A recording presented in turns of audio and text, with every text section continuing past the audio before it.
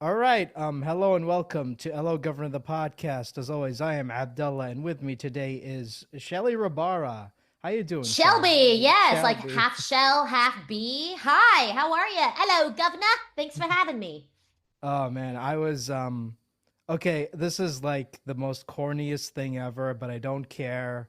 I love When it, corny. when I got the confirmation email that you agreed to come on here, I like does this ever happen to you when you get like really good news and you start ugly crying for no reason? Does this Oh ever? my gosh, I ugly cried when I find out really great news. And I am honored that you ugly cried when I confirmed to be on this podcast because I mean, that's an honor, honestly. If anybody ever comes up to you and says, "Hey, I ugly cried when I found out I was going to have a conversation with you," that's like the highest honor one can get. I'm being completely honest. So, thank you. I'm honored that you ugly cried.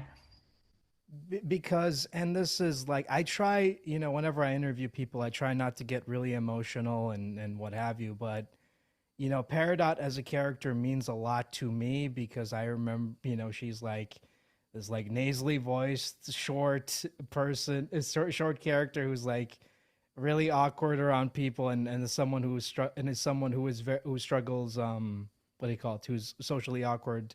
Myself, I struggle with imposter syndrome, and I struggle, and I'm sometimes like I end up saying the wrong thing to someone and I don't know. It's like, oh, should I have said that?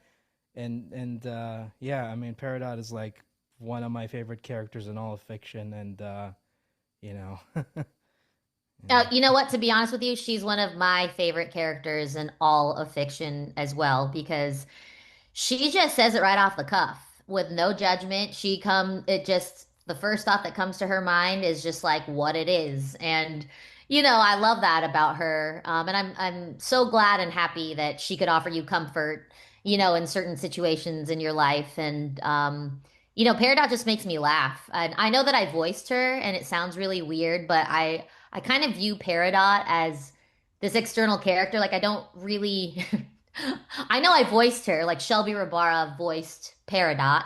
However, when I watch episodes with my daughter, who's really into Steven Universe now, I don't really identify myself with her. Like I'm able to kind of step away from the character that I voiced. I actually, to be honest with you, I forgot that I voiced her because I know that that was me, but I don't remember doing it. I remember, let me take that back. I remember voicing her in the booth and when we were doing the show, but I think my love for her has grown over the years, especially since my daughter loves Steven Universe now, and I'm able to watch episodes far away from it where I forget that I voiced Peridot, and I kind of like imagine that somebody else voiced her, even though I know that it's me in this weird, weird way. But I love her so much, and she makes me laugh. Like when I think of situations.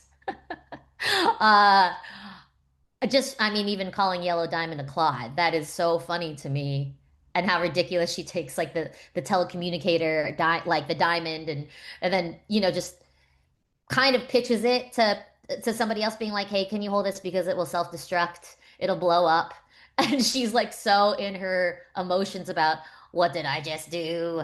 You know, um, Things like that when I need a good laugh during the day, I think of Peridot. And I also love how much Peridot has given to fans like you, and um I was getting a coffee the other day and my barista was like, Peridot? And I just started giggling. I was like, I love Peridot.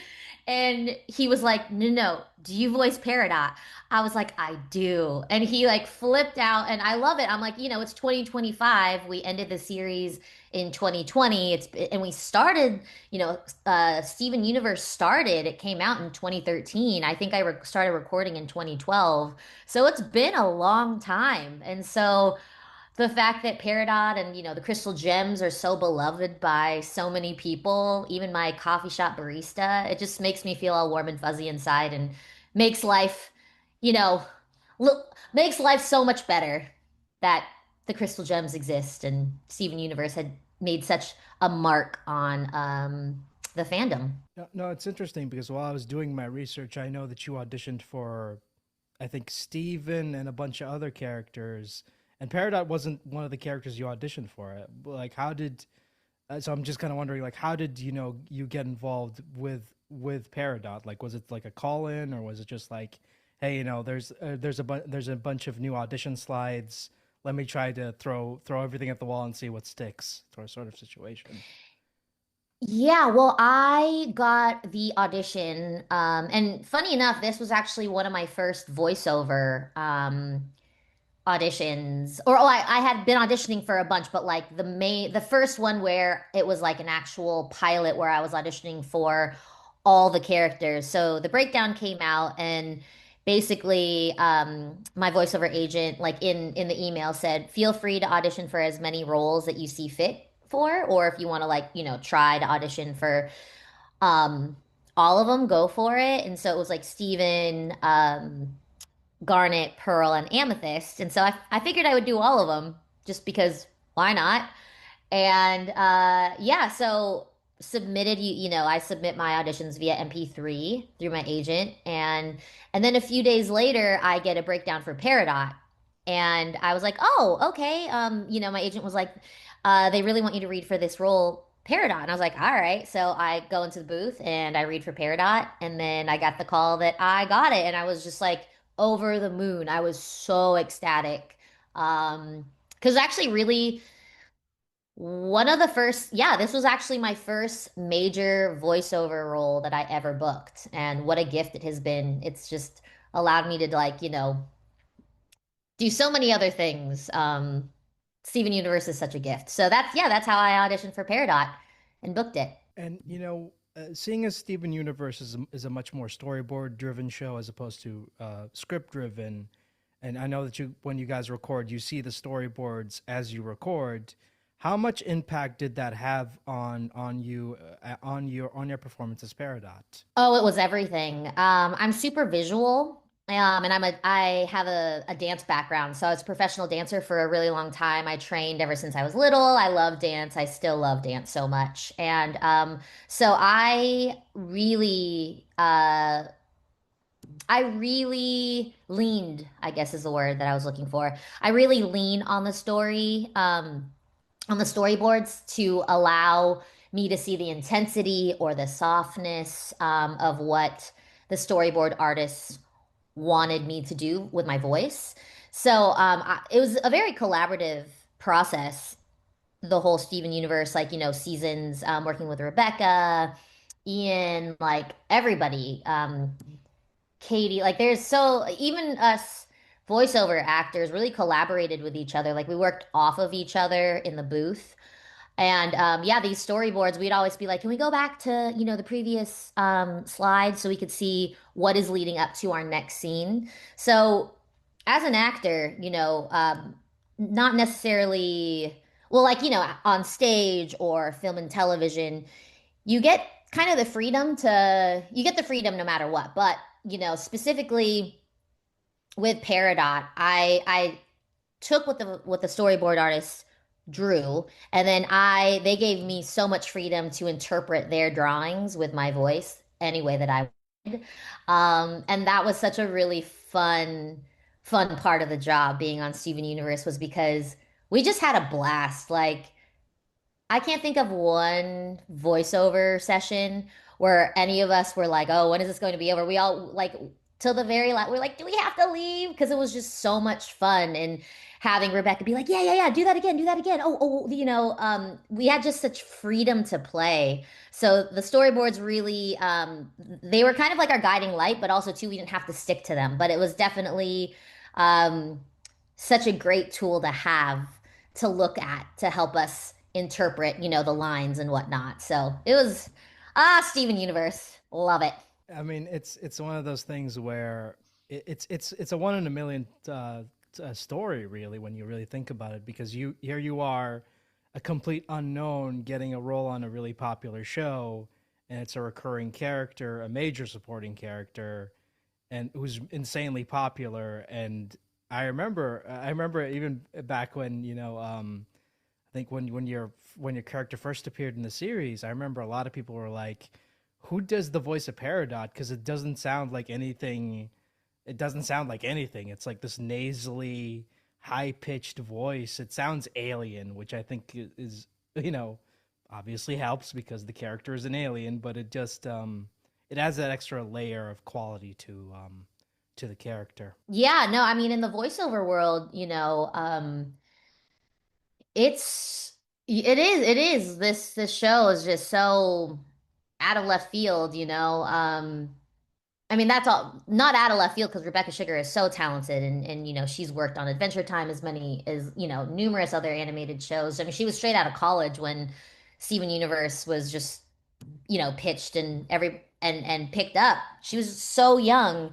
Um, and yeah, me being kind of like a nobody in the voiceover world was, yeah, it was true. It's like, who's this girl voicing this green alien? Who is she? And I had been acting in film and television for a really long time prior to my voiceover career.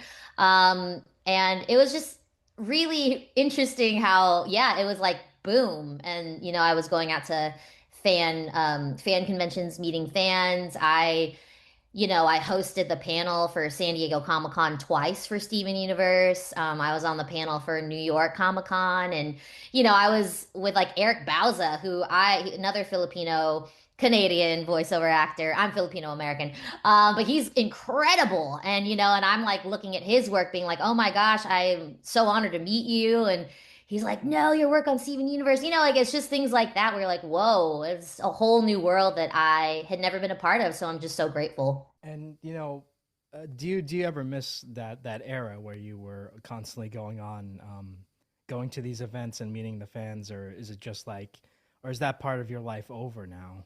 I wouldn't say that it's over. Nothing is truly over. No, not I mean, to be honest with you, have done things online where I get to meet fans. I do signings online if my schedule allows it to. And I've done more voiceover work outside of Steven Universe, which has allowed me to meet other fans of those shows, So I don't think it's not nothing's really truly over. But yeah, I don't I miss being with the Steven Universe crew. I think that's what I miss the most. I see Michaela Dietz often. Her and I are buddies, and we just had such a good time. All of us the Steven Universe crew, we actually just did an event for the Trevor Project with Rebecca, where we had a live sing along and we raised so much money for the Trevor Project. It was amazing. And Estelle debuted her new music, and Rebecca debuted her new album. And she has another huge project that was just announced, Rebecca did. And just so many good things. We're all just like each other's cheerleaders, And so if there's anything that I do miss, I think it's seeing them in the recording booth at Cartoon Network on like a weekly basis. Um, that's what I miss. But as far as like, the fans are always so awesome. They're so supportive and always rooting me on for my next project. And I really love the fandom so much. The Steven Universe fandom is one of my favorites. And I mean, even just like, randomly on the street, Peridot, I'll get like a finger point, and I'm like, you Claude, and I'll call him a Claude from across the street. So it's kind of like one of those fandoms where if you know, you know, and its own little like magical fandom, and I love you, Claude, so much. And another thing that's really interesting while I was doing my research, and I swear this is like another one of those things where I did not plan this, but it kind of like blew my mind because I remember like because whenever I interview someone, I usually do my research and I look over like past interviews and panels and all that stuff to do my research. And and I know that one of your first introductions into voiceover was reading Sue Blue's book. So even when I'm not trying, Yes. so even when I'm not trying to talk about Transformers, it always goes back to Transformers. Yes, Sue Blue, man. Oh man, yes, her book changed my life. And just, I'm at Samuel French, a bookstore that no longer exists in Studio City, California. It's now a Color Me Mine. Love that Color Me Mine. Shout out to Color Me Mine. Yeah, but Samuel French bookstore, and I'm in there, and this is when I was in my days of, I'm always in training, I'm always in class, but particularly during that time, I was at UCLA. I was studying dance as a world arts and cultures major. I was also a Los Angeles Laker girl at the time. I was just doing all the things, in my early 20s. I had just finished a dance scholarship program in Los Angeles at a place called the Edge Performing Arts Center, which is now also closed. Gosh, a lot can happen in 25 years. Um, yeah, and I was auditioning for, television and film. One of my first gigs was on a multicam called Grounded for Life. It was my very first theatrical audition, and I booked a guest star. I was like, what is happening? I was a Laker girl. I was at UCLA studying dance. So many things were happening. And I believe it was on that gig. The casting director was like, "Have you ever thought about doing voiceovers?" And I kind of gave her this look, and I was like, "No, but I love cartoons. Like I grew up watching Ren and Stimpy, Alvin and the Chipmunks, Looney Tunes. I mean, I try to think. Oh, the Animaniacs. Babs Bunny. I loved all of those cartoons. And I also really loved I Love Lucy. I'm actually introducing I Love Lucy to my 6-year-old daughter right now, and she loves it. We've also been watching like Friends. So a lot of it's a multicam, and it's funny that my first, now that I think about it, my first theatrical gig was a multicam, which I think actually crosses over into my comedic timing for voiceovers, actually. So I'm really thankful for all my training in multicam comedy. But anyways, this is totally off track here. Sorry, I tend to do that. Yeah, Sue Blue. So my first multicam, that for those of you that don't know what a multicam is, it's a multi-camera sitcom, situational comedy. There's not too many of them out there now. There's only a few, but back in the day, I'm talking about like I Love Lucy and Friends and, you know, Big Bang Theory. That casting director was like, you should do voiceovers. And so as a young, I think I was like 19, 20. Of course, young mind training. I was also in acting class. I was, studying Meisner, all the things. I literally wanted to do it all when I was like in college, and I did. It was funny. I was like, sure, I'll be a Laker girl. I'll work professional jobs as a dancer and act and also take dance class and basically like live out of my car. You do what you do, the hustle is real, and I love the hustle. Um, so I go into Samuel French. I'm back at Samuel French in Studio City. And I pick up Sue Blue's book and I open up the book. Word of Mouth is what it's called.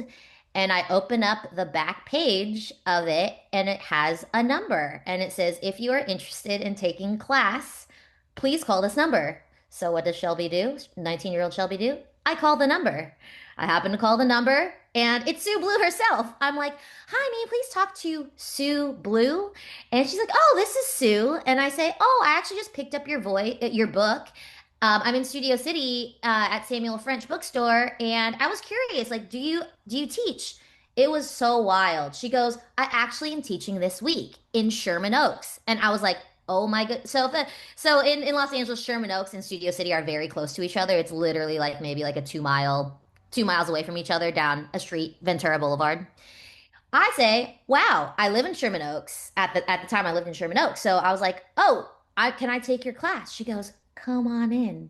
I end up training with Sue Blue for a good couple months before she stopped teaching. So, and that's how I got my first voiceover, like proper training, and it was life-changing. And I basically walked to her studio in Sherman Oaks.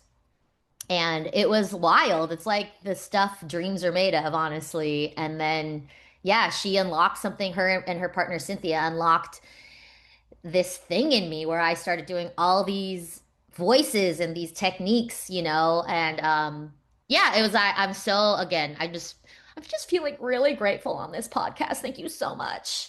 But no, I'm feeling really grateful for like these memories kind of just come up and I'm like, yeah, that's kind of how I got my sea legs, if you will, my training and all of it.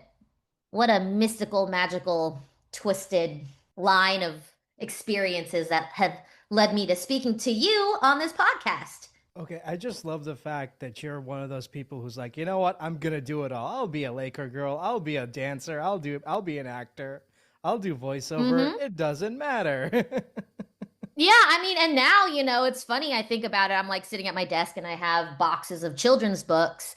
I throw in, I'm a children's book author now with my husband. My husband and I co-wrote a book called Marty Dares to Dance. And yeah, I'm gonna plug it and we're with an independent publisher called Blue Books. So yeah, Marty Dares to Dance. And it was one of those things where we looked at each other when we were, reading to our daughter. And I was like, why aren't there any books about dance that like inspire kids to like actually get up and dance? And so we wrote one and it's been an amazing journey. And, I'm doing all these events. I'm like emceeing an event tomorrow. And where they were like, hey, like we love your book. We'd love for you to MC our event. And I was like, I would love to. And, it's been a really, really fun journey. And so basically, if you want to do something, do it because it's possible. And yeah, why not? Life's too short to not do anything, but that, I think. Sure, do you need to have a job and make money and pay rent? Absolutely, 1000%. But you could do it while having fun. I'm a big believer in that and doing what you love.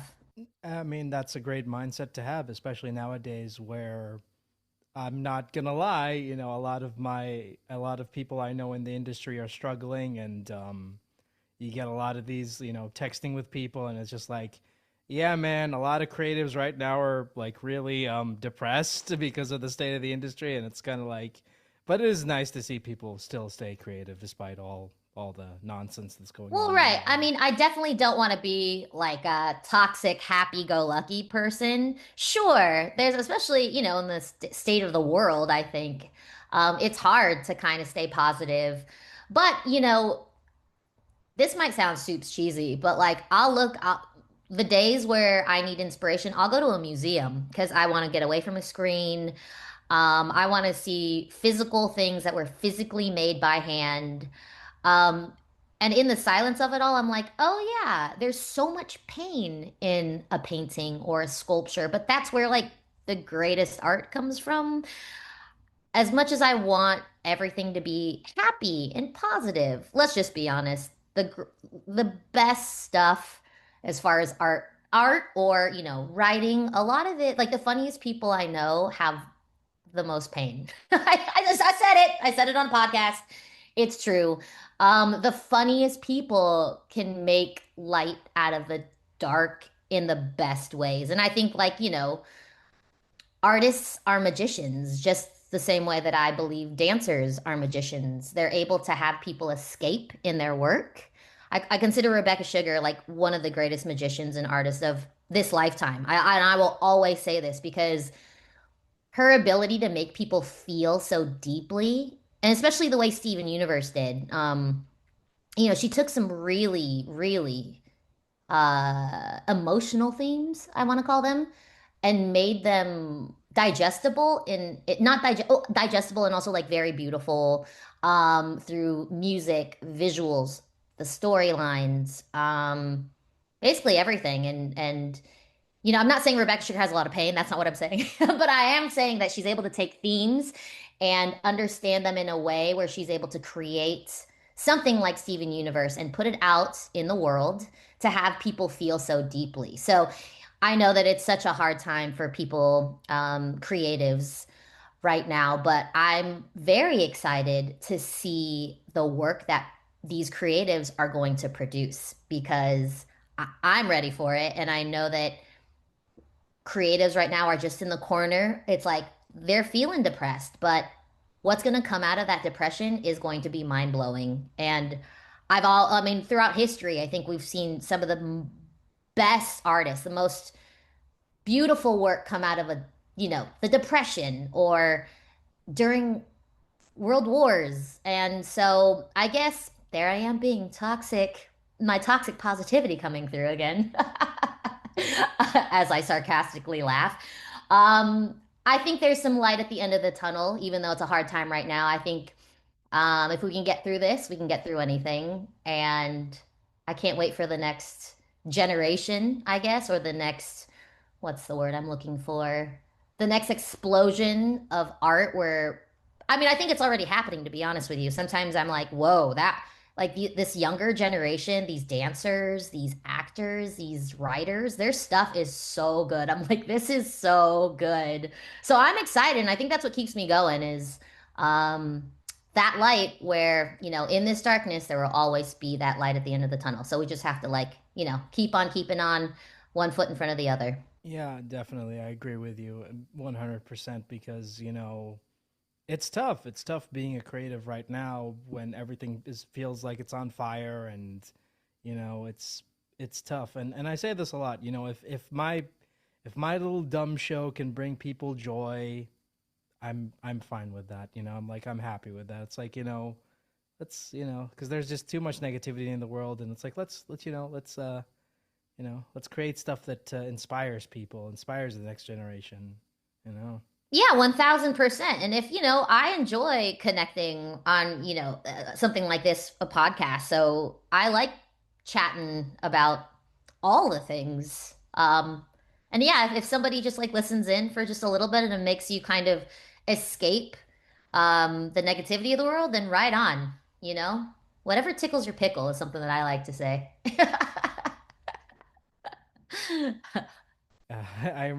It's funny you mentioned that phrase because I remember looking through some old comments on YouTube and someone's like, I'm going to start using that phrase after seeing you Ah! say it. It makes I've recently just gotten back into teaching dance, which has been dance has always been such a source of joy for me. I love working with students. I like working with students because they keep perspective fresh and they're always just so moment to moment, I teach ballet and tap. I teach all styles, but I'm out of retirement teaching my daughter's age ballet and tap, and they are just so innovative with uh the things they say, how they interpret movement. Tap is like my favorite. I love teaching tap to ages, they're 5 to like 8. And it is a hoot to teach them tap because right now they're, all the kids are into Minecraft and my daughter's like loves Minecraft. So we're dancing to I Feel Alive, I think, or like the Minecraft soundtrack, the theme song. And it is so fun to watch them like air guitar and I'm having them like kick their foot like a rock star and like shuffle step and cramp roll and like maxi Ford. And there's just such like they're just so free when they dance. And I'm totally going off topic here. I'm so sorry. I guess we were talking about how like, anything that makes people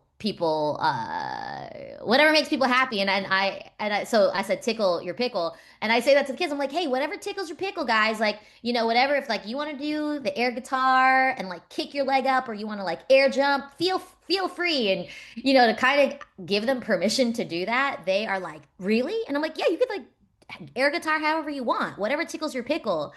And they're like, "What did you just say, Miss Shelby? What about a pickle?" And I was like, "Whatever tickles your pickle. It rhymes. Tickle and pickle." And they think it is the funniest thing. They just start cracking up. And for me, I'm like, "Oh, I guess I am funny." And so I just keep saying it. And it's probably like my life motto is like, whatever tickles your pickle.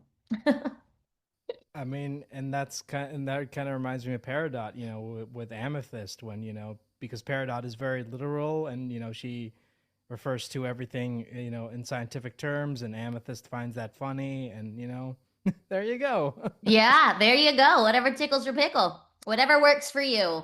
Yeah, and going back to Steven Universe, what was some of your favorite lines to record for that? Oh, there's too many. There's so many lines. I don't wouldn't consider this necessarily. I mean, I loved when I called Yellow Diamond a clod, obviously, but this might be surprising to you listeners out there, Steven Universe fans. But when Peridot is really depressed, and I think the episode is back to the kindergarten, and she locks herself in the bathroom after like breaking up with Lapis, or whenever Lapis leaves.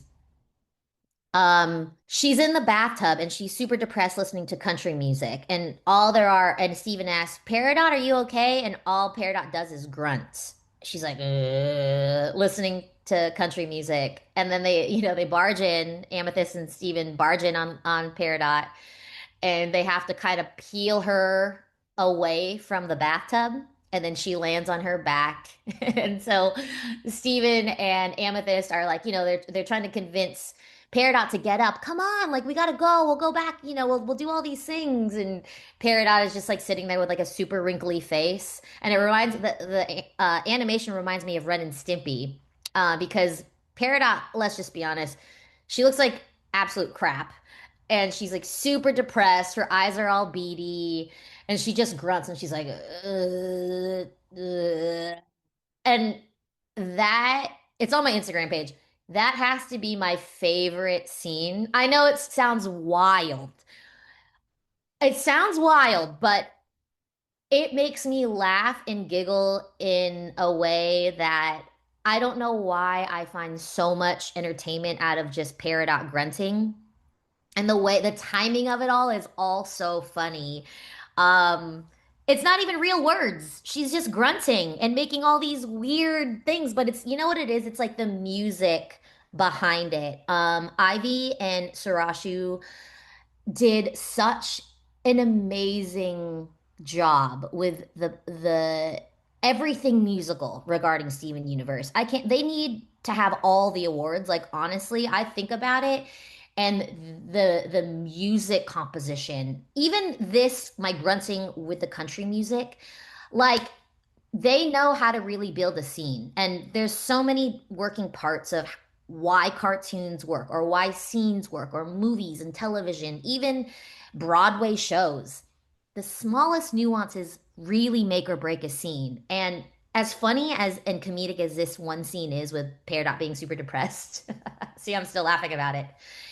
It is the timing of the country music along with her grunts, with everything. And within those 15 seconds, if you can get somebody to laugh, even somebody who did Peridot's voice, if you can get them to laugh, that's pure magic. And it is so difficult to execute it. And like the whole team of Steven Universe, from directing to voice directing to story boarding to the music composition, the overall show is just, and I think that's why Steven Universe has legs. Like the show's been off air for 5 years now, but it still has this fandom. It has a fandom in my daughter. Like her whole, class is like, yeah, we all want to watch Steven Universe. And I'm like, wait, what? This is incredible. And without even me telling her, I was like, do they know that I do Peridot? They're like, oh yeah, I told them after, but Steven Universe comes up like as a topic of conversation out like external, like externally, like outside of me. And I think it's just so cool. But it's because a scene like that where you ask me what are my favorite words and phrases, and of course I have them, but you know particularly this one scene where Peridot is just grunting, it really really makes me laugh, and just such a it's it's one of my favorite ones. But if you really want to know the lines, I really liked me talking into my recorder, Peridot talking into her recorder. Um, Too Short to Ride is also one of my favorite ones. There's too many. I can't narrow it down. My last episode that I did with Zach Callison was super emotional, in Steven Universe Future. And I listened back, and watched that episode, and I think particularly just listening to me and Zach's, the voiceover, our acting. I remember being in the recording booth with him, and we were really like feeling it. We were, it was emotional. It was my last episode that I did in Cartoon Network, with Rebecca. And actually, Rebecca wasn't there. We had a different director that day, but yeah, it was there was magic that happened in that room, and I'm glad that the episodes exist to kind of, that they'll exist like film is forever, and it's pretty cool that we have that. Steven Universe is like a time capsule. So with all these little fun tidbits. Yeah, no, it's funny you mentioned that because the scene with Peridot in the bathtub where she's like laying down face first, I love that image. That's like mood. Mood. Yes, yes, yep. We were talking about depressed creatives. I think as a creative, everybody knows what that grunt is, and so yeah, I mean, full circle. Look at that. We were talking about how like it's a hard time for creatives. All we have to do is watch that clip, and it'll bring us a little bit of laughter and joy. And like speaking of like the most emotional scenes, which one was the toughest for you to do emotionally? I think it was the last episode. I wouldn't necessarily call it tough. Um, like it wasn't hard to do as an actor, because we were so in the moment, and it was a very emotional scene. Because Steven is going through a lot emotionally, and with like the color blocks. In Dreams is the episode. Yeah, In Dreams. And I wouldn't necessarily call it hard, but I think it was one of those recording sessions where we gave over. All the actors out there, you know what I'm talking about, with my horrible accent. It's easy when you're in the moment, and also Zach Callison is such an amazing actor, not only voiceover actor, and I consider all voiceover actors actors, to be honest with you, because voicing a character, you really can't lie. There's no editing around what you look like. There's not enough makeup that can mask, or like special effects that mask bad voice acting. It's really fascinating if you're just listening to a monologue being spoken. There's in the breaths and in the tone, and I don't think there's. I think voiceover acting is one of the most true and specific forms of acting, because there are no lights, there is no set, are no costumes, there are no makeup, there is no prosthetics, that allow the actors, or sorry, the audience to make believe. Us as voice actors and actors, that's all we have is just what comes out of our mouths. And so Zach is an incredible actor, and so it was really easy in that episode to go for it with him, because he himself goes, and and it was just there's just a lot of chemistry that I think that you could hear in all the episodes amongst all the actors. Um, and so it wasn't necessarily hard to perform that with Zach, because we were doing the scene together, which was a really special moment. So, but yeah, I would say that would be the most emotional, um, one of the most more emotional scenes that we all did. Oh, and another that I'm thinking about it was when Peridot and Steven are in the cluster, or they're drilling down into the cluster, and they all think they're gonna die. And that was another, I can remember that moment when we were standing across from each other and we were doing that scene together. You could just feel the rhythm of it and the energy within the room. And just, I think, being connected with your fellow actor within the scene just, again, creates magic. One scene that really sticks with me because I was rewatching the series recently was when Peridot and Lapis have their falling out, and Lapis leaves. Like I must have Hmm. watched that scene 100 times now, but it still like gets to me because it's just so sad.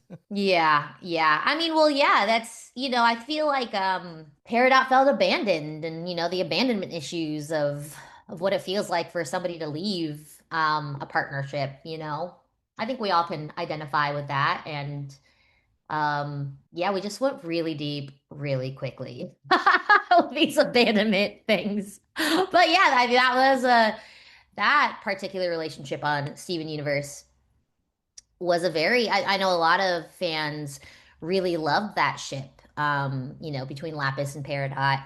And I know that the character of Lapis comes from a very, very deep character. Like I remember, you know, really thinking about that, like who is Lapis? And I know she's like super emotional, and that's I think Lapis is somebody that we all have in our lives. And to feel like if our Lapis all goes away and it abandons us, how would we feel? And I think that's what it was a very emotional scene. Um, yeah, fans still bring that up at Comic Cons when I meet them, and yeah, it had a really lasting impact on a lot of people. I mean, and the other scene that I remember that's not, a Peridot related is Jasper's breakdown when she starts mutating and she refuses Steven's help and she's like, what was it? My diamond, your diamond, pink diamond. It's just like heartbreaking stuff. Just like Yeah, that's what I mean is like the themes of the show are so deep, like on a whole other on a whole other level. Like if you I don't even think in this lifetime you'd be able to break down all the themes that Rebecca even like did in like 7 seasons. It's really incredible. I would remember the first time I cried watching Steven Universe, and it was Lion. It was when Steven goes into Lion's mane and he sees Rose Quartz, his mom. Am I getting this right? Am I getting this all wrong? You have to correct me because sometimes I get things wrong with yeah, the yeah. It was Lion, when he meets Rose like for he the sees first vision. time. Yeah, yeah. Yes. And it's an 11-minute episode. And I was like, okay. I was like, oh, this one, and this is before I was deep into watching it. I had recorded it, but not really not knowing. And I lost it. And I remember sitting on the couch being like, whoa, I am shook after watching that episode. We have a pink lion. This kid with a gem, right? Because I think I was watching because I didn't know those prior episodes. So I was only familiar with what I had recorded when I booked Peridot. So when the show finally came out, I started watching them and I was like, oh. And I went into my next recording session and I told Rebecca the story about me crying. Um, Lion Straight to Video, I think is the episode. And I started crying when I was telling her that I was crying watching the episode, and she just starts giggling. And I'm like, and I have to go and record Peridot? Hold on a second. Yeah, it was woo.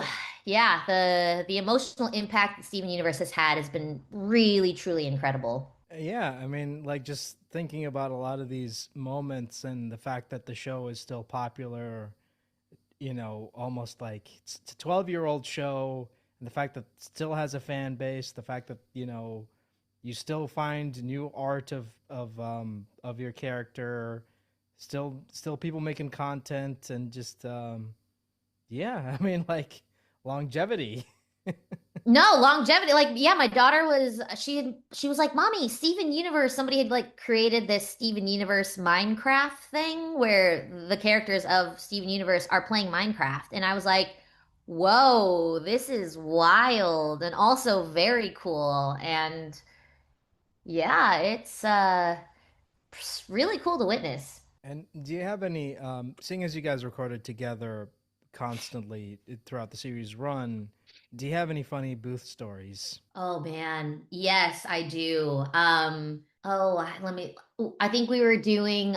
It was a group record, and there was a bunch of us in there. Eugene Cordero was in there. Me, Michaela, Jen, Dee Dee, Steven, Charlie, uh, uh, Charlene Yee. I was gonna say Charlize. I was like, that's not her name. Charlene Yee. Who else was in there? There's a couple other people in there. And I think it was the Diamond episode, Hit the Diamond, when Charlene was Ruby, I think 8 different times. Kate Michucci was in one of the recording sessions too, but a separate one outside of the but 2 different times we died laughing and we couldn't get it together. We had to like take a break. Was Hit the Diamond because Charlene was making us crack up with all her iterations and versions of all the different rubies, which was like so difficult to do. And she just was like, she's so funny. She is so funny. And the second time I remember cracking up laughing where we had to take a break was when it was Eugene Cordero and Yeah, it was Eugene. It was a bunch of us, and Eugene was just he was just doing like one-liners off the bat, just like improving, and we couldn't. We were just dying laughing, and it was just so funny. Um, yeah, those are group records were such awesome times, and that's very rare that you get that many people. I think we fit. If I remember correctly, I think there was like eight of us in there, eight of us in the group record, and that's so fun because then you get to work off of people's energy, and um, I like collaborating with other actors, and I like working in group settings. I like to feed off of other people's energy. So yeah, that was those were two different times where we were just cracking up, and we had to take a break to pull it together.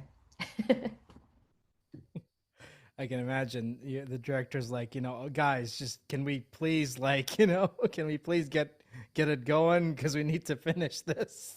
Totally. The script supervisor was like, okay, guys. And we were like, we're so sorry. We all were like crying, snot. Like, when you start to crying, you're like, you're laughing, you're crying, snot's coming out because it's just so funny. And that was just like a banger of a day. I don't know if like the word banger, I've heard somebody's like, you're so old for using the word banger. And I was like, I love the word banger. So I'm going to go ahead and use it. But it was a banger of a day because work is always so much more fun when you laugh. And especially when you're just improving off of each other, it's just the best. It's just that's the high that all of us creatives like live off of is like just the times when you could just laugh and cry. There's also there's something very cathartic about having an emotional scene as long as you know where to tamper down, as long as you don't like slip into the depressive mode. Because you're gonna have to do it like a gazillion times over, back to one. But yeah, there's something so cathartic about laughing and crying separately and all at the same time.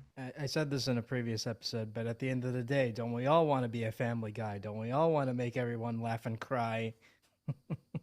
Exactly. That is the ultimate goal. But yeah, I mean, yep, that's pure magic right there. And I think that I'm if you've listened to the show, I'm a huge proprietor of group records. I think they're great because the actors can play off of each other, and the fact that you guys got to record together for the entire series was great. And I don't think the show would have been half as good if you guys had to record separately. No, yeah, there was a lot of instances where we did record by ourselves just because of scheduling conflicts. But yeah, it was always just so much fun also to get to see.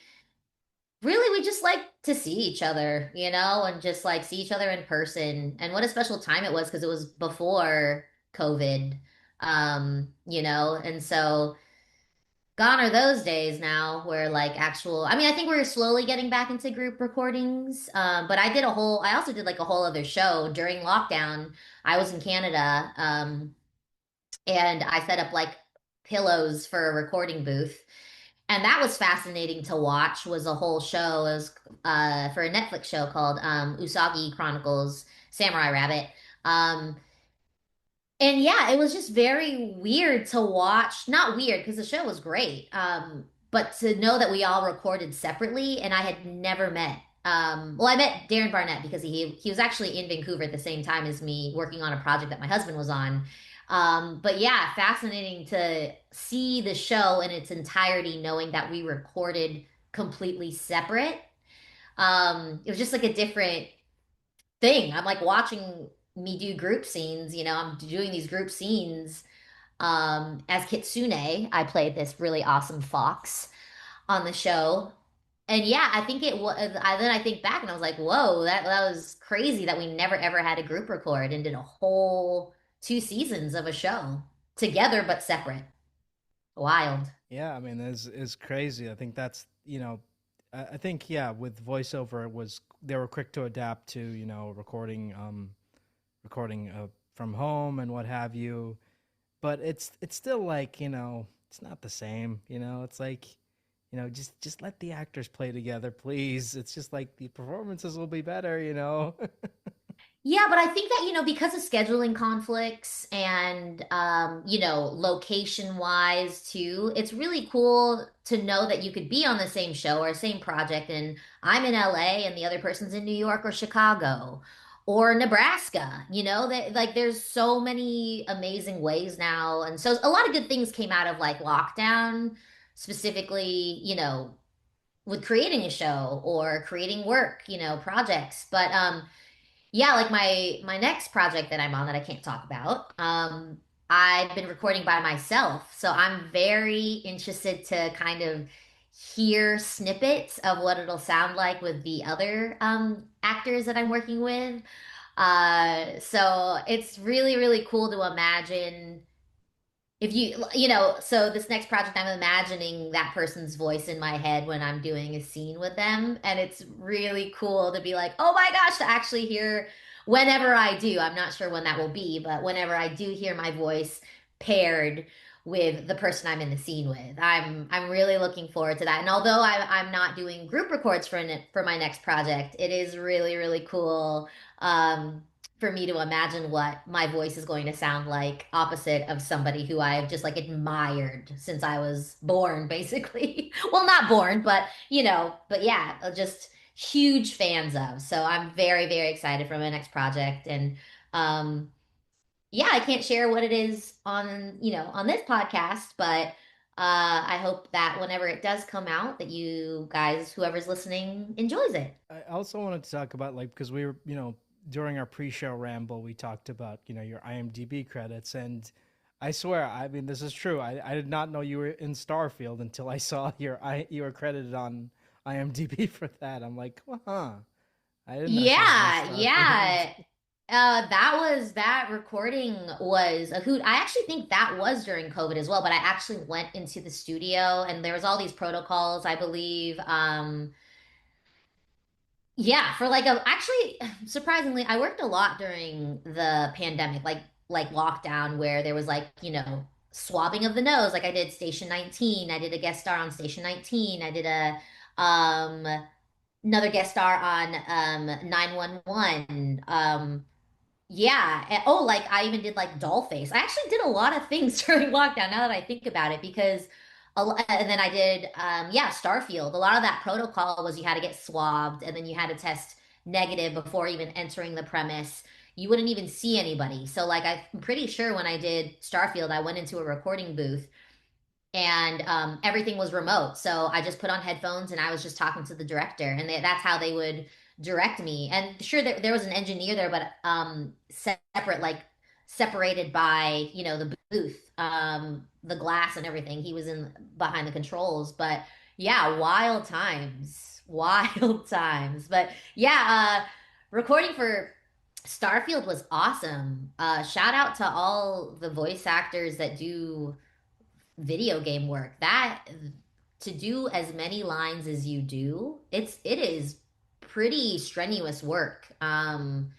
And it's like line by line by line. And but yeah, that was a blast. I had such a good time doing Starfield. And so shout out to the group, the team at Starfield. Thanks for having me. Yeah, because I remember they did like a cast wrap up a couple years ago with Starfield, and I don't remember you there. So it's like that's what shocked me. It's like, huh, she was in that because I don't like as I've interviewed other people that were in Starfield, but I don't like I didn't know that you were in it. It's kind of weird. Yeah, I think I just played a minor Kate Foley. I think I'm just like a minor character and I'm not like a main character. I'm kind of just like one of those fun little eggs, or those little hidden eggs, little treasures, if you will, in the game. And actually think like I think Dee Dee's on Starfield too. Another Steven Universe person is on Starfield. I remember having a brief conversation, or I could have made that up. I'm not sure. Lots of things may have been made up, but if I remember correctly, I think another fellow Steven Universe person is on Starfield as well. Like I'm pretty sure. Like I'm like I can sit here all day and like look at the credits and be like it's like this person was in that, this person was in that, huh? But it's like yeah, it's Yeah. it's a small world. The voiceover scene is really small. Yeah, yeah, it really is. Good peeps, man. The best. I've had the a blast with any voiceover artist that I run into. Um, they're a hoot. They're a hoot. Good peeps. And I was just about to ask, like, do you still keep up with any of your Steven Universe castmates or any other people in the VO world? Oh yeah, Michaela Deet's killing it. Love her. She's a homie. Dee Dee's doing awesome, and saw Estelle and Grace Rolek and the Steven Universe crew at the Trevor Project fundraiser that we did, the live concert that we did. Yeah, just like in all projects, like I love social media because then I get to see what everybody's up to and I get to support them in any way that I can.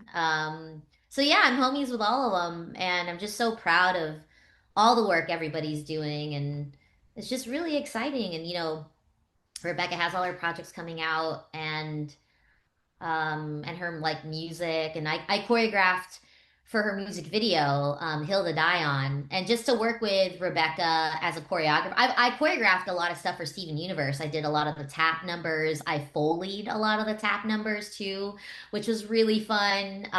In all the Steven Universe episodes for Steven Universe Future I choreographed any sort of movement that you see. I'm forgetting the name of the song, but I workshopped that, and so they animated off of my choreography, which was really cool. And so with Rebecca recently, I choreographed her little bit that she does on a hill to die on, and it was really fascinating to kind of work with Rebecca as an artist. Like, she created Steven Universe, and she's this amazing creator, but as a musical performer.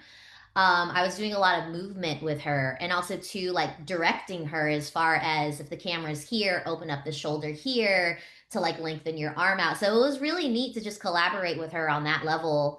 Um, I just like working with somebody like Rebecca who's such a genius and Michaela and we've collaborated on a few things here and there. I've gotten like feedback from her regarding my projects. I give her feedback regarding her projects. So it's just a really cool artist community that Steven Universe has, and Steven Universe and all the other projects that I've ever been on. I just like getting to work with other artists in that capacity, whether it be inside the booth or on set in a scene, even with like costumers, hair and makeup, lighting people, directors, director of photography, producers.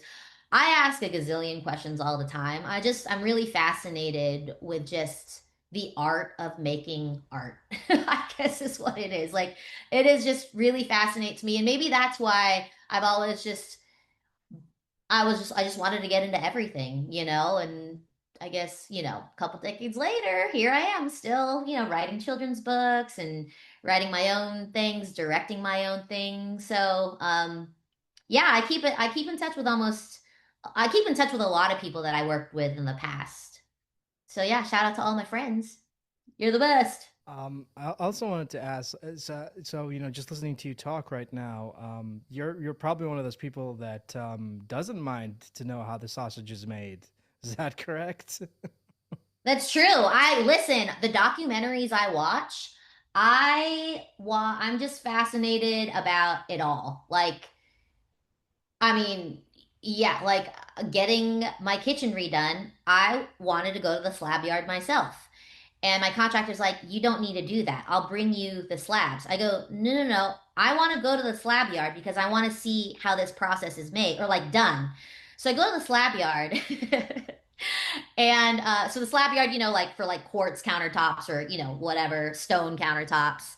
And the thing that fascinated me the most were these big, huge slabs of quartz and marble. And there are a gazillion types. There's so many types you could choose from, all different colors, all different types of materials. The thing that fascinated me the most was these machines, these magnetic machines that pick up these huge slabs that are like hundreds, if not thousands of pounds, like huge.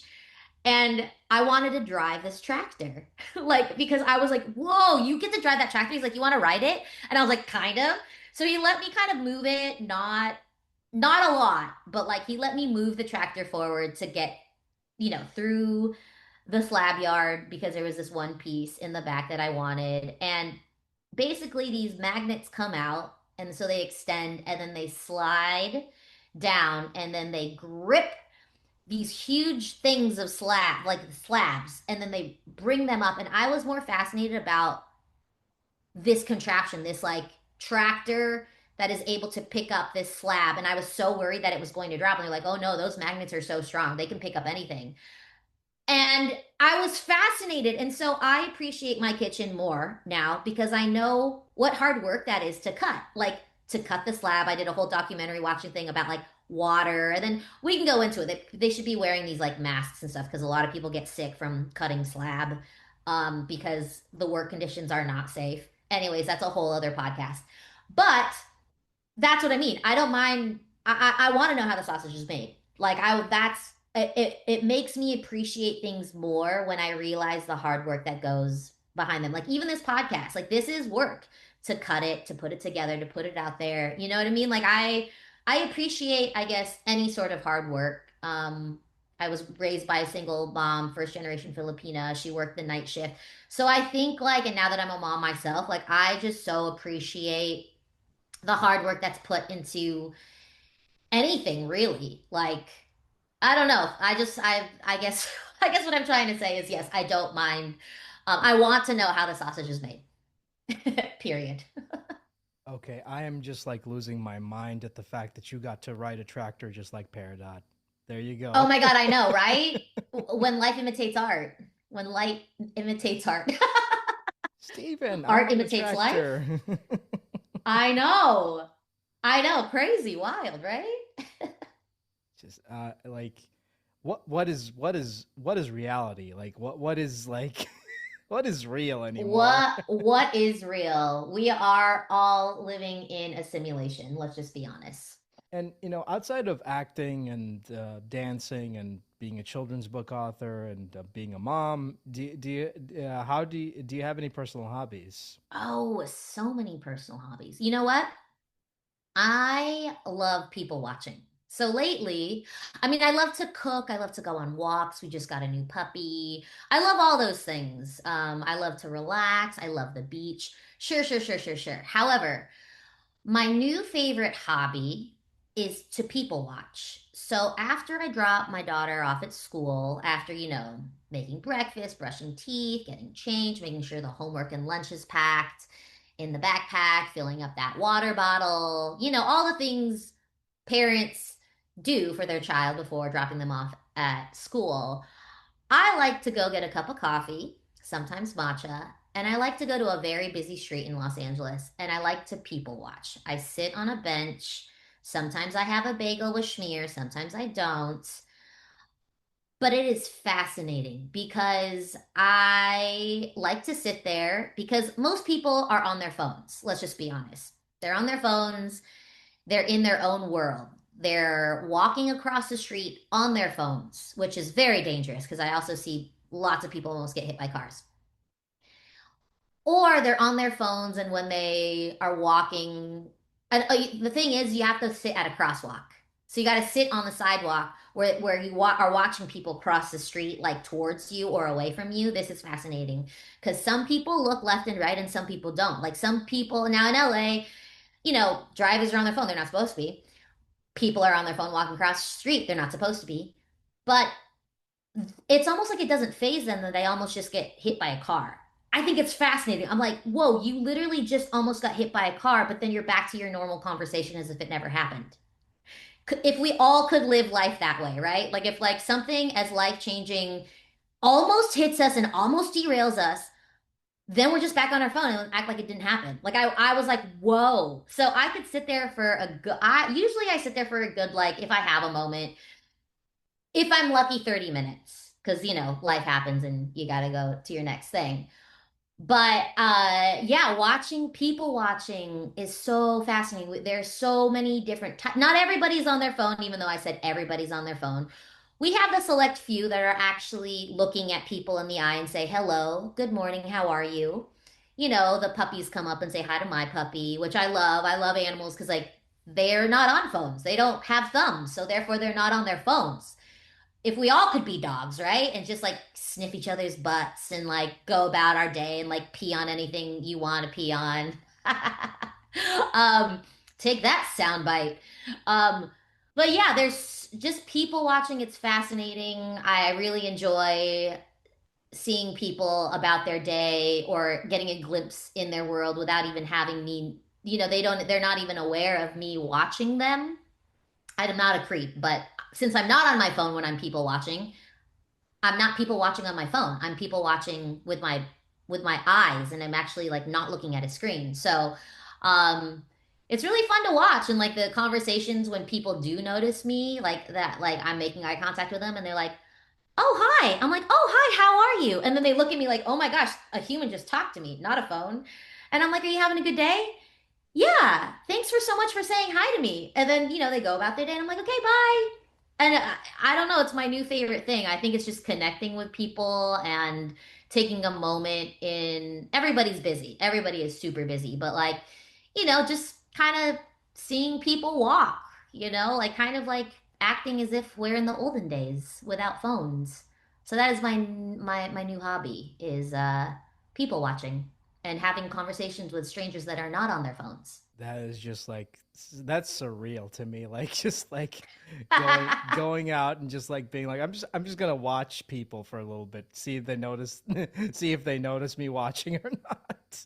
You should try. It's not even like I want them to notice. I'm just literally taking in the sights of like the blue sky, the birds chirping, the sounds. Like it's not even I'm going there to like be a creep. I'm not trying to like people watch like, in this voyeuristic sort of way. I'm just kind of people watching, seeing the scene that's occurring in front of me. You know what I mean? Like I don't know. It was just when, like, when does our society ever do that? You just like take a moment without your phone, without a distraction, and you just like watch people, or you just like you were just intentionally saying like I'm not going to be on my phone. I'm going to eat my bagel. And I'm sure maybe somebody's watching me eat my bagel, watch other people.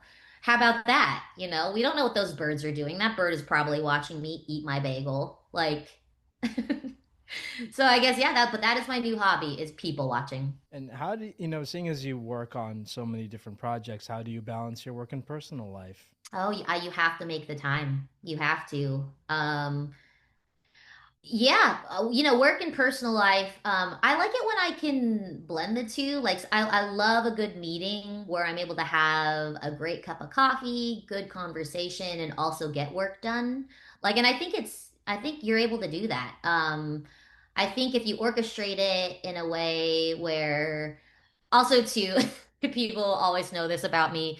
They're like, Shelby needs food because my brain power, I work best if I'm fed and I have a cup of coffee or like a cup of tea in front of me. I just work better that way. I just do. Like ideas come to me especially like I think that you know personal and business. Well, it depends what it is. If it's like, idea pitching and whatnot, I work better with food and conversation and in a more social setting.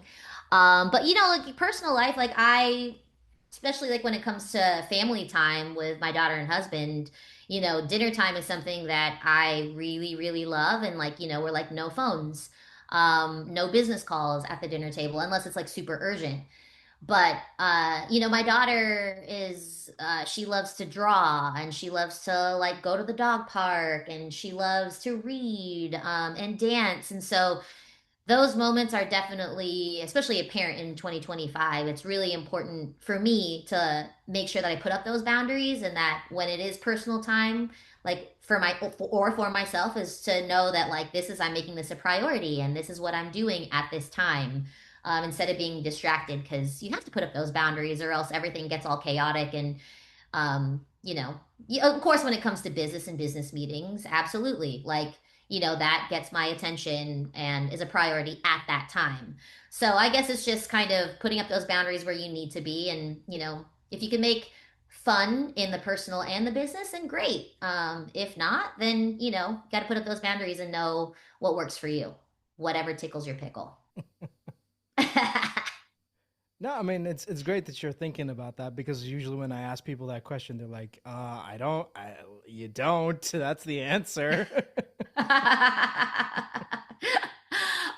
comes with age too. I mean, honestly, to be like, I don't think I would have done that. You know, I talked about when I was in my 20s, like my early 20s. I wanted to do everything. And I was like, yes, yes, yes, yes, yes, yes, yes, yes, yes. Now that I'm a mom and you know, doing all these other things too, I actually find myself saying no a lot. And there's a power in no. And yeah, like I think that just comes with maybe age, really, and just like not having FOMO or also knowing where healthy boundaries are. You know, like you can't fit 20,000 Zoom meetings in your morning and fit in a meal, a healthy meal.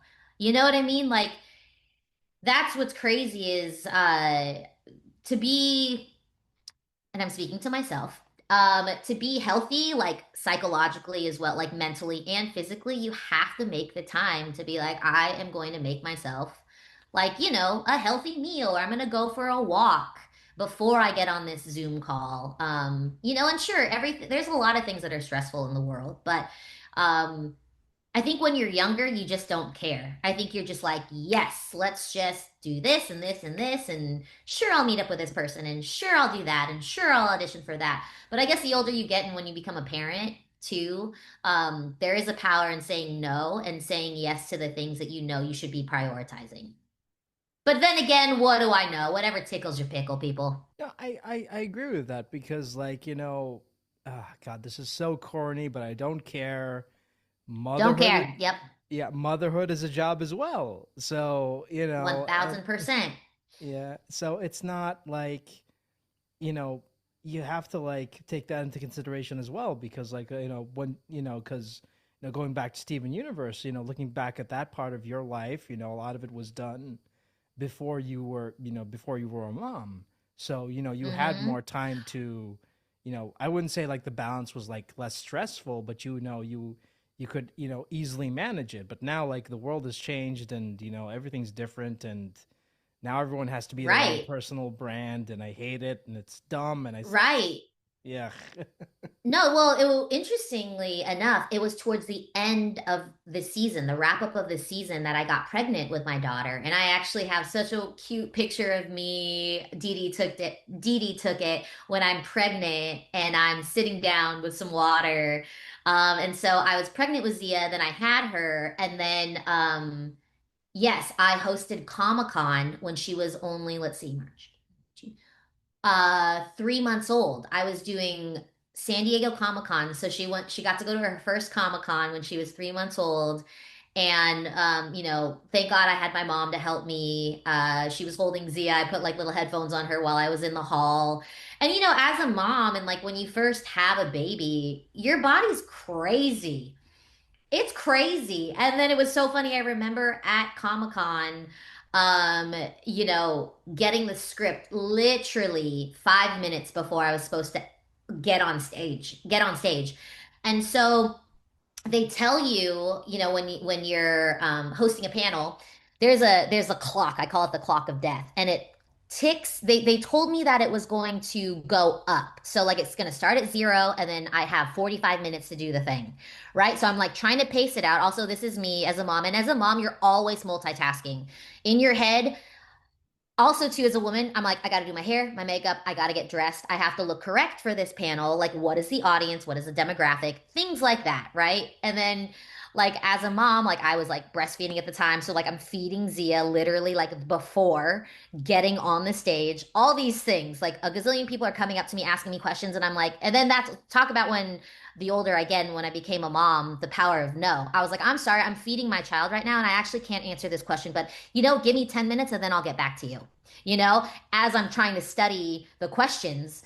So then, you know, they're like, okay, you ready, Shelby? So there's a countdown and you're going to get to, yeah, 45 minutes to do this panel. And I'm like, okay.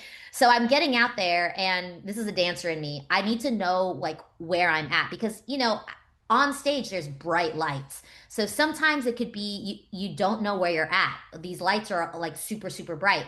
So I'm just looking for this clock. When the moment I step out there and you know, I introduce myself and I'm like, where's the clock? Where's the clock? Where's the clock? I see the clock. But the clock now is going backwards. So if you could imagine my heart pumping, I'm looking at the clock, and so I'm all discombobulated. In my head, I'm like, okay, they told me that it was going to be 0 to 45 minutes, but now it's counting backwards. So if you could imagine my visuals, it's 45 minutes going backwards. So I keep seeing the countdown going down, and I'm like, okay, this is what it is. This is what it is. 45 minutes starts now. And I see Rebecca and like Dee Dee and Estelle and Michaela and Zach, and they all have like smiling faces. And I kind of give them this look. I'm like, all right, you ready to do this? Let's do it.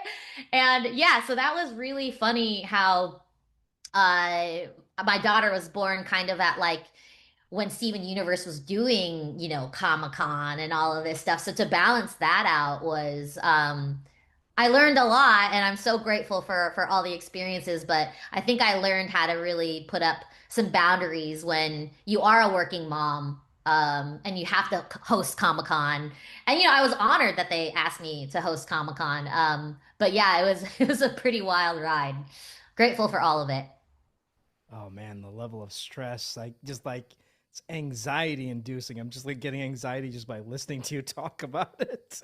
Yeah, but you know what? It was a great panel. Like it was a great panel. And again, seeing everybody in cosplay, especially at San Diego Comic-Con, like I had a moment of panic, but then I looked down at the fans and I saw all of them dressed as all the Steven Universe characters, and I was like, "Wait, my people. I'm okay." Because I know and then I see Rebecca and the team and I'm like, "No, I got this." And it was funny because in our children's book, I actually we wrote that. So Marty is this little Filipino boy who gets embarrassed at a dance, and so he doesn't want to dance anymore. So he goes, he falls asleep, and with the help of a Martian friend, he's taught all these moves, these space moves, like the swirling storms on Mars. So one of the moves is like swirl, swirl. Then he dodges a bunch of moves, and then ice geysers shoot up, so he does like whoosh, whoosh, but he's in this spaceship that looks like in the shape of a hat, and this Martian kind of coaxes him, not coaxes him, but like tries to get him to do these moves. And Marty realizes like when he does these dance moves, the spaceship propels forward. So he finds that he's having so much fun like doing all these dance moves, and then he learns this like whole routine. And so then the Halloween dance comes up, and then he starts to get really, really nervous. And he's like, oh my gosh, I don't know if I could do this. And then when I was writing this book, I live by a motto where I'm like, okay, you got this, Shelby. So I write in the book, my husband and I wrote in the book, like, you got this, Marty.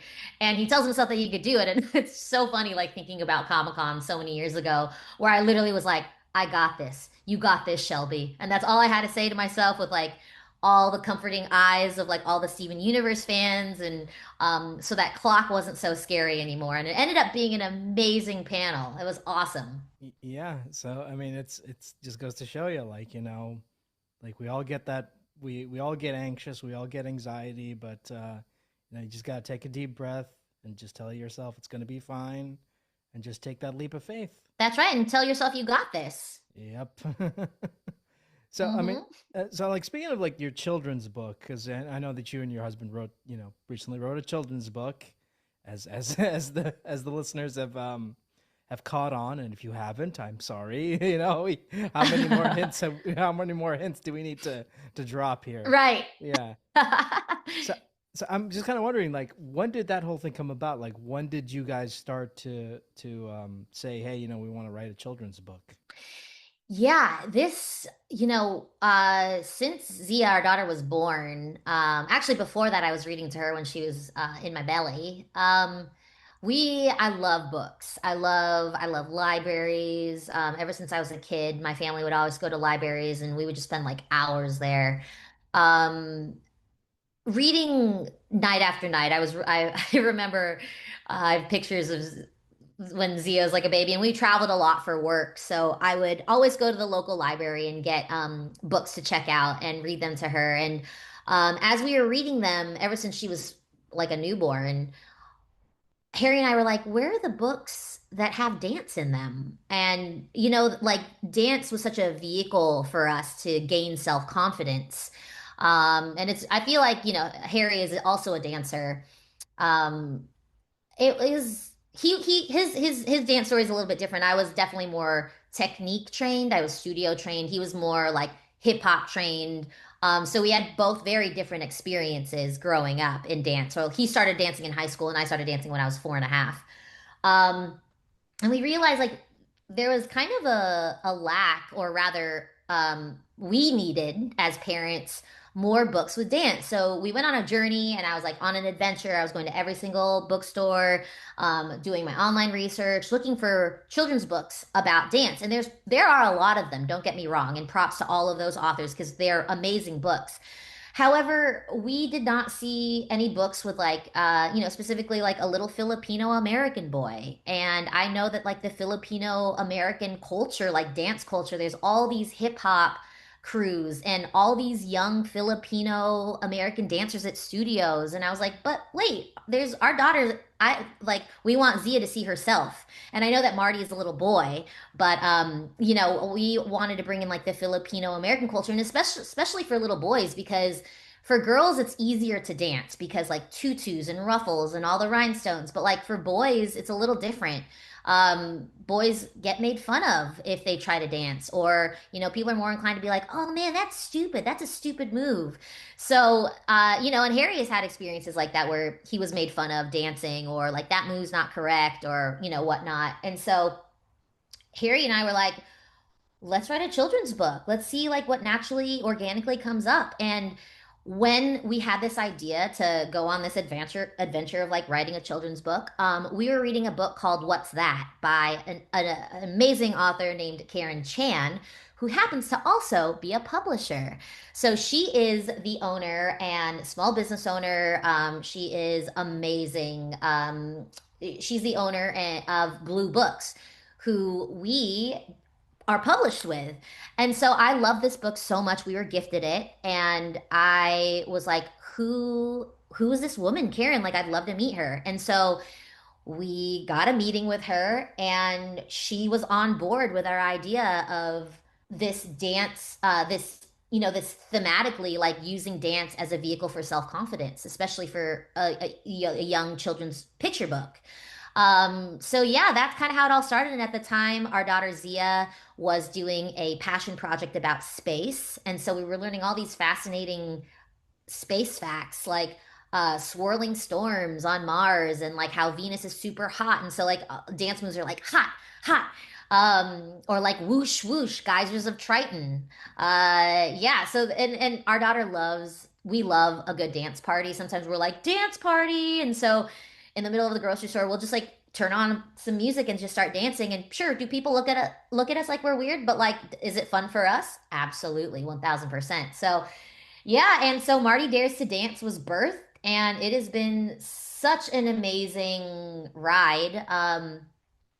I think, one of the things that we are really trying to do with this book is like we just want to inspire kids to dance with like their families or their friends. Talking about neat people watching, so many people are on their screens these days, and it's necessary for business and their social media, of course. But reading this book, we hope that it inspires kids to get up and dance, or also to like adults wanting to get up and dance with their kids. And it doesn't have to be like an insane dance move, but we are giving you dance moves to do in the book that aren't hard. So, you could do your own interpretation of the dance moves too. So that's how Marty Dares to Dance came about. And are you guys planning on writing more children's books in the near future? Maybe?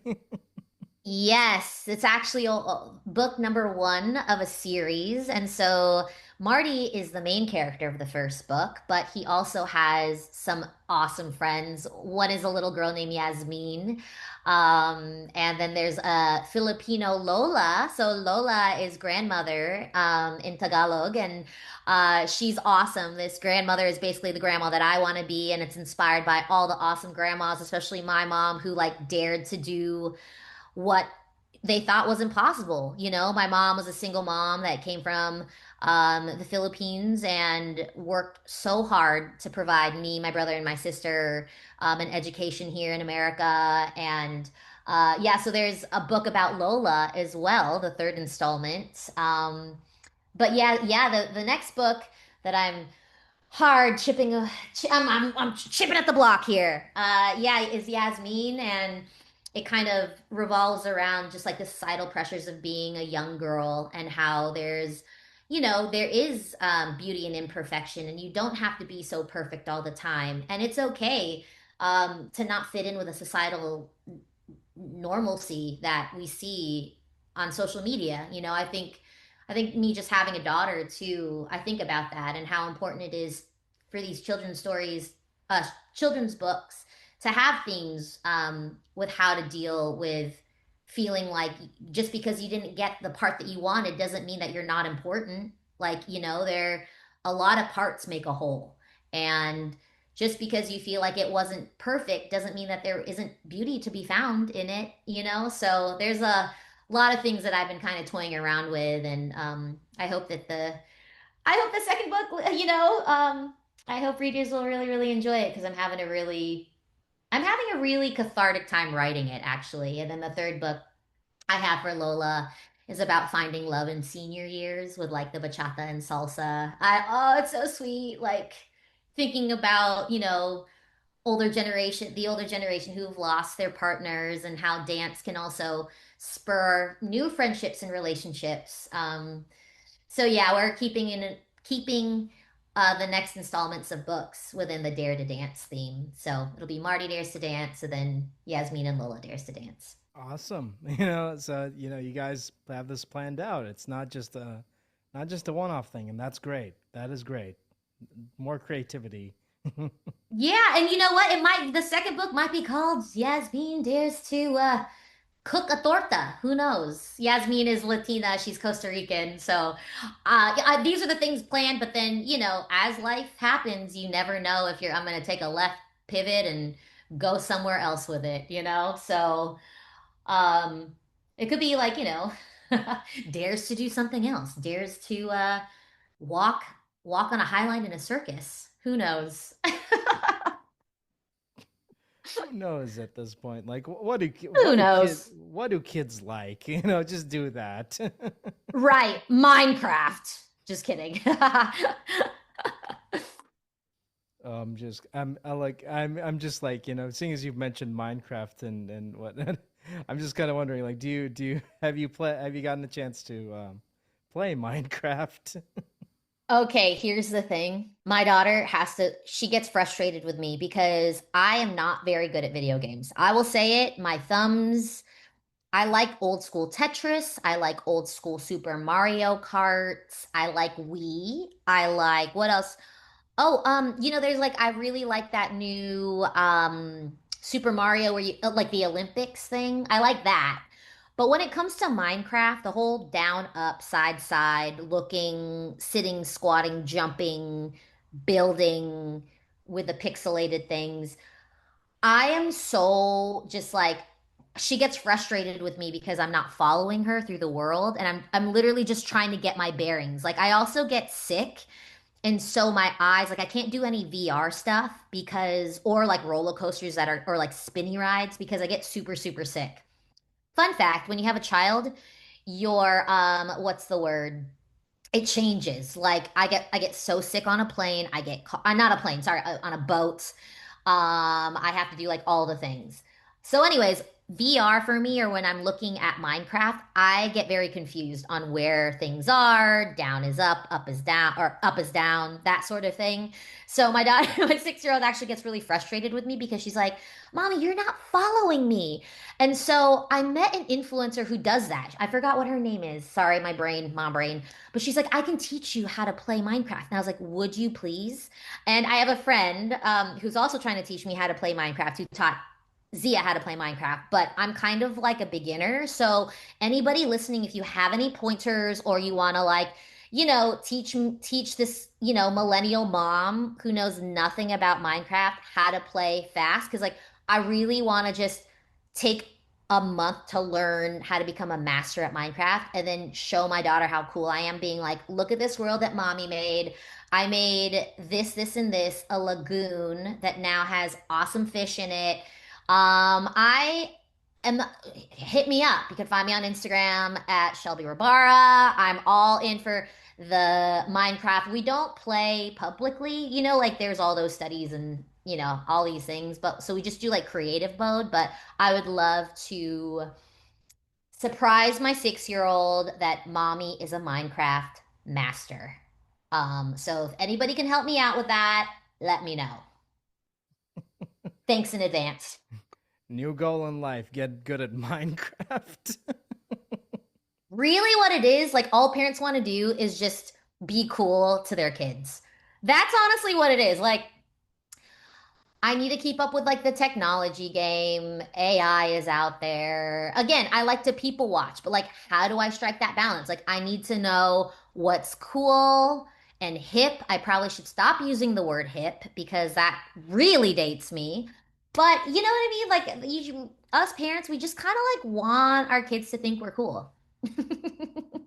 I Uh, don't know. I mean, but yeah, I mean, that's kind of like, again, I don't want to sound like morbid when I say this, but I think that's part of also getting older where you're just like, you get to that point where you just see the stuff online and you're just like, what are you saying? Like, what are these words that you're speaking?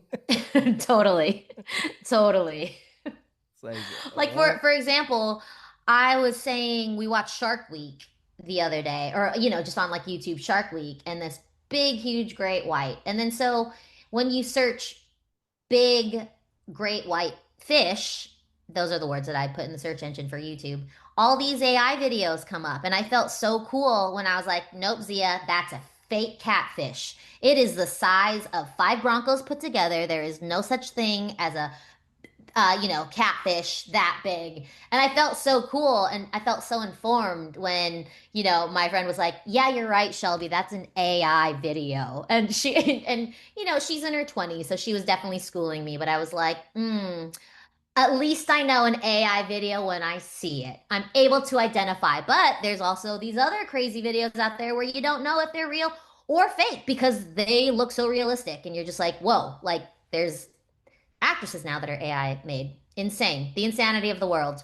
The insanity of the world. It's okay. One foot in front of the other. We're hanging. All of us listeners that out there that you are listening in on this podcast, we're doing just fine. We're taking a moment out of our day to listen to me ramble on, and I'm so sorry. I've also been talking for a really, really long time on this podcast. No, no, don't apologize. Don't. You're great. You're like, I love listening to people talk. I love having, I mean, I say it's an interview, but like, I love having conversations with people. I love like, hearing how they're picking their brains and seeing how they work. Yeah, no, this is awesome. Again, I love talking too, so you just let me know when enough is enough. No, no. No, you're good. You're good. Any like, I mean, I get weirded out when people ask me questions. I'm like, but I'm not that interesting. Don't ask me stuff. No, but you are. Where are you based out of? I'm going to ask questions uh, to you now. Where uh, are you based? Kuwait. Kuwait. Wait a second. What It's time is it there? almost midnight. Oh my goodness, you need to get to bed. If I would have known that you were in Kuwait, I would have like totally scheduled this call earlier. Oh my gosh, that's why you're sick. This guy is sick. He's interviewing me. Oh my gosh. Get some soup. In Kuwait, what is the like food that you would eat when you're sick? Like what is it that like your grandma makes, your I mom or mean, it's dad just, makes it's you just, when you're it's just sick? like, it's just soup, just, I know, but just like soup. what kind of soup? Like what's inside the soup? That's Mm. that's going to be my podcast. What's inside the soup? Don't take it anybody. What's inside the soup? But honestly, I want to know what's inside your soup. I mean, it's what do you call it? Noodle soup? Is that what it's called? Noodles? Yeah, The noodles, but like what are the flavors? What's the flavor profile? I don't know, chicken flavor. I Yum. don't know. I don't know. Any veggies? Any veggies? No, not really. Just normal like chicken. Just From a can or like from scratch? yeah, from scratch. Yeah, that's how I make my chicken soup. That's why I ask, is because um I make chicken soup literally with like real chicken. I know that sounds crazy, but real chicken with like the bone in, skin on, there's like a lot of sauteing. A lot of really good soups take a lot of time and care and simmering over the fire for a very long time. I could go on about soups There's pho. My favorite Vietnamese soup is called pho. It is a noodle soup, and the amount of spices in there. I just found a tree in my neighborhood. It's a kaffir lime tree. I felt like I hit the jackpot. It was my birthday on Sunday. I literally like looked up at the sky and I was like, this is the best birthday present that I found a tree. My neighbor has a tree. And I picked the leaves off of it and I said, "Oh, I'm gonna make some tom yum soup." So tom yum is like a Thai soup. You could add coconut milk to it or not. It's very delicious. It's like salty and sour. My favorite flavor profile. So I have some leaves. I'm smelling them right now because they happen to be in my pocket because I picked them and forgot about them and now I refound them. What a gift. What a gift these kaffir lime leaves are. And on that note, I think that's a great way to end this podcast since I'm now going into soup because I'm going to start a podcast or a conversation called What is in Your Soup? Tune in, ladies and gentlemen. You'll be my first guest, Abdullah. You're going to be my first guest.